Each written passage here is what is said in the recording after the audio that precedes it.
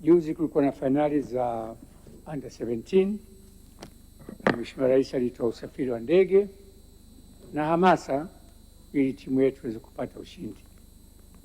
Kwa bahati mbaya, mpira una matokeo machungu, hatukufanikiwa. Lakini pamoja na hayo, kuna wabunge walijiunga na msafara huu kwenda Morocco. Wabunge hawa wote hawana vibali vya ofisi ya Spika kutoka nje ya nchi. Kwa maana hiyo, natoa maelekezo kwa katibu, wabunge wote waliosafiri bila kibali cha Spika au ofisi ya Spika waandikiwe barua za kujieleza kwa nini wamevunja kanuni za kibunge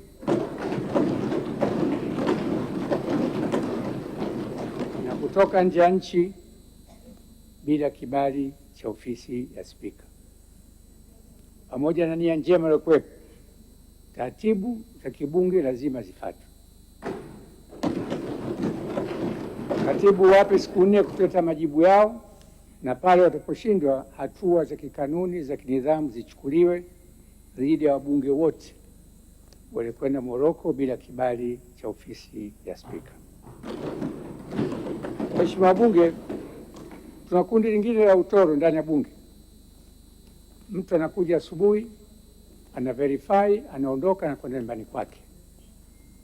Anakuja jioni, ana verify, anaondoka na kwenda nyumbani kwake. Huu ni utoro vile vile.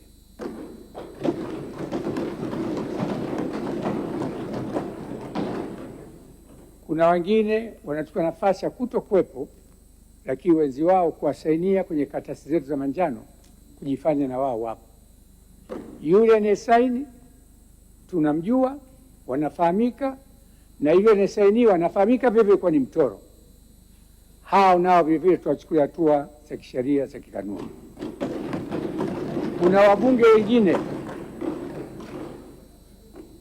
yote hayo hawafanyi, lakini ndani ya bunge hawamo.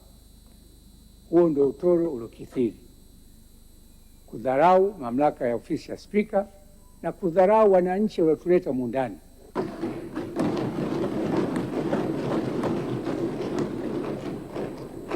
Kuanzia Jumatatu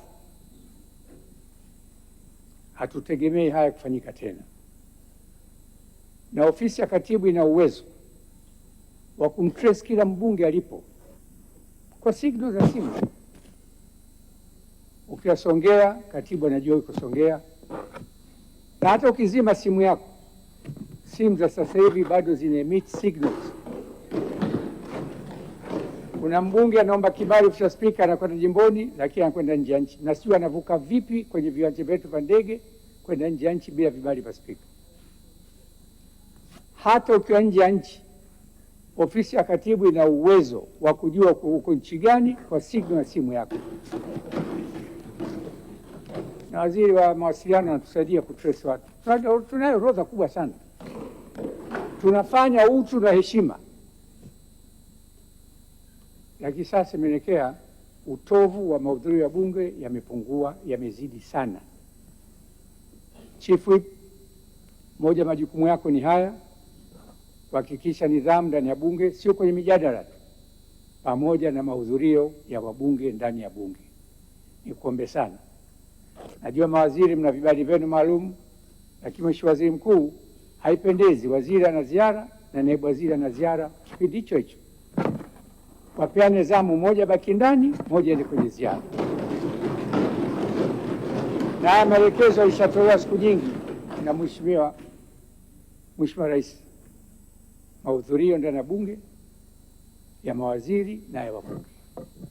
Kwa hiyo upande wa mawaziri, Mheshimiwa Waziri Mkuu, ila kwa wewe pamoja na mamlaka inatoa vibali, lakini tungependa sana kuona naibu kama hayupo, waziri wake yupo, au kama waziri yupo, basi waziri hayupo, naibu wake awepo bungeni, asikilize mijadala ya wabunge kuweza kujibu na kusaidia wananchi wetu kutokana na kero za kwetu.